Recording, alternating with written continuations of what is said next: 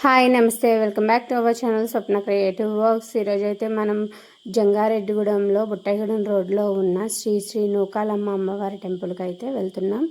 ఇక్కడ అమ్మవారు అయితే 1964లో స్వయంగా వెలిసారనమాట.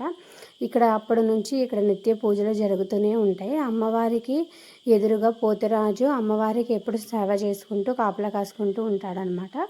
ఇక్కడికి వచ్చి ఫస్ట్ పోతురాజుకి నమస్కారం చేసుకొని తర్వాత అమ్మవారికి మనము కోరికలు ఏమి ఉంటే చెప్పుకుంటే అవి ఖచ్చితంగా తీరుతాయని భక్తుల నమ్మకం. అమ్మవారు కూడా ఎప్పుడు నిజరూప దర్శనం ఇస్తూ ఉంటుందండి.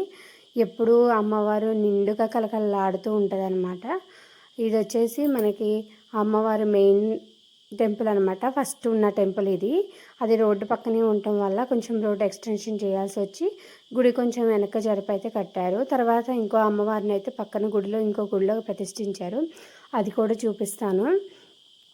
అక్కడ నిత్య పూజలు జరుగుతూనే ఉంటాయి అన్నమాట. సో చూసారు కదా అమ్మవారు ఎంత అందంగా అలంకరించారు అమ్మవారిని. ఎప్పుడు అమ్మవారు త్రిశూలం పట్టుకొని గాజులు బొట్టుతో కలకలలాడిపోతూ ఉంటుంది అనమాట.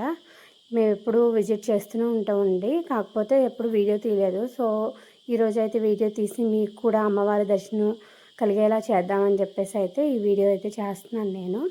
సో చూసారు కదా ఇదంతా వెండి తొడుగుతో చేపించారనమాట అమ్మవారికి నిత్యం భక్తులు ఏదో ఒకటి చేపిస్తూనే ఉంటారండి.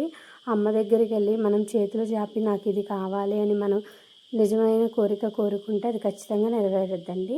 పక్కన ఇంకో గుడిలో ప్రతిష్ఠించారని అన్నాను కదా, అదే ఈ గుడి. ధ్వజస్తంభం చూసారా ఏకశిలతో ఎంత బాగుందో.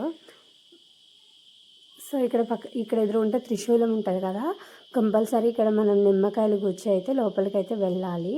నిమ్మకాయలు లేకపోతే అక్కడ దండం పెట్టుకొని అయినా వెళ్ళొచ్చు అనమాట. సో ఇలా మెట్లెక్కి మనం లోపలికి వెళ్ళగానే ఇక్కడ కూడా పోతురాజు అమ్మవారికి ఎదురుగుంటూనే ఉంటాడండి. సేమ్ అక్కడ ఎలా ఉన్నాడో ఇక్కడ కూడా అలానే పోతురాజుని అయితే ప్రతిష్ఠించారు.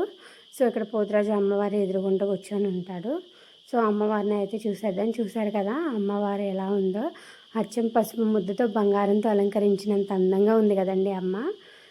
మనమైతే దగ్గరికి వెళ్ళి అయితే చూసేద్దాం. ఆయన అక్కడ అర్చకులు అనమాట, నిత్యం పూజలు చేస్తూ ఉంటారు ఈయన. ఈ అమ్మవారు అయితే మనం కొత్త గుడిగా కట్టినప్పుడు ప్రతిష్ఠించిన అమ్మవారు. మనం ఇక్కడికి వచ్చి కంపల్సరీ కోరుకుంటే అది జరిగిద్దని అందరి నమ్మకం. సో ఇక్కడ మనం అమ్మవారికి అయితే వెండి చీర తయారు చేపిస్తున్నారు. ఆ చీర తయారు చేయించడంలో మనం కూడా ఏమైనా పాలు పంచుకోవాలంటే మనం అక్కడ డబ్బులు కానీ ఏదైనా ఒక రూపంలో వాళ్ళకి ఇస్తే వాళ్ళు చీర చేపిస్తారనమాట. అమ్మవారి దగ్గర ఇట్లా శివుడు ఇలా విగ్రహాలు కూడా ఉన్నాయండి. చూసారా అమ్మవారు ఎంత బాగుందో. మన దసరాకి అయితే ఒక్కొక్క అవతారంలో రెడీ చేస్తూ ఉంటారు అమ్మవారిని. నిత్యం పూజలు జరుగుతూనే ఉంటాయి. ఇది వచ్చేసి పక్కనున్న మండపం అండి. ఇక్కడ మన యాగాలు యజ్ఞాలు అవి జరుగుతూ ఉంటాయి అన్నమాట. వాటిలో వాడే వస్తువులు ఇవన్నీ ఇలా ఉంటాయి. ఇది వచ్చి మండపం. మనం ఏదైనా పూజ పెట్టుకున్నప్పుడు ఈ మండపంలోనే కూర్చుంటారు జనం అందరూ. సరస్వతి పూజ ఇట్లా అన్నీ. ఉగాదికి అయితే ఈ టెంపుల్లో చాలా బాగుంటుందండి. మొక్కుబళ్ళు కూడా ఇస్తూ ఉంటారు. మీరు కూడా వచ్చి అమ్మవారిని ఒకసారి దర్శించుకోండి. మీకు ఈ వీడియో ఎలా అనిపించిందో కామెంట్ సెక్షన్లో కామెంట్ చేయండి. Please subscribe to my channel. Thanks for watching.